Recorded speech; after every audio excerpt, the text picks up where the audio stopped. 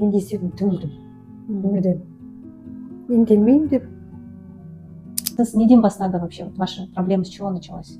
Мән бермей жүре берген осы уақытқа шейін.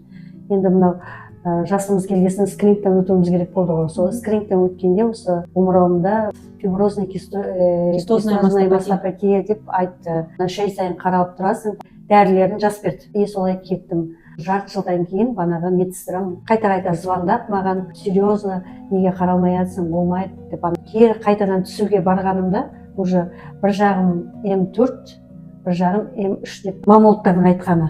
Содан УЗИге жіберді, онкологияға направление жіберді ғой мен. Сосын уже мен бәрі уже біткен екен, уже мен жаман ауруға шалдыққан екем деп. Сосын танитын басқа онкологтарға шықтым. Оларға барып көрсеткенде, оларда ой, полный удаление надо деп сөйтеді. Бір жағым почти полный, екінші жағын енді білмеймін деп. Бір Ақтөбенің жақсы несі бар деп банады. Соған жіберейік документін деп. Ол кісі де келсін, жасаймыз, бірақ полный удаление деп тоже. Сосын қиналғасын, сосын сізге келіп отырғаным ғой. Бізді таппағанға шейін мен балдарыма айттым, қинамаңдар, емделмеймін. Злокачественный болса, мен больныймын, соң ақша шығарып мені емдейді екенсіңдер. Ол ары қарай ол жақсы болып кете ме, жақсы болмай ма, омыраудан қайтыс болатын адам көп қой. Қызым ғой енді сізді тауып осы жерге әкелтіріп, осы кісіден совет алыңызшы, жан жаққа жібереді деп. Неприятие диагноза дейді ғой жаңа сіз. Дәлелдемей, сенбей, емдемеймін деген сол фазаны бүткіл пациенттер өтеді екен. Онкология қойғанда олар диагноз қабылдамайды. Бәрінен жабылып, ешқандай маған ештеңе керек емес. Өмірден түңіліп кетесің маған. Иә, сондай кезде именно жақындары көмектесу керек, психолог көмектесу керек. Мысалы, сондай кезде қасындағы кісілер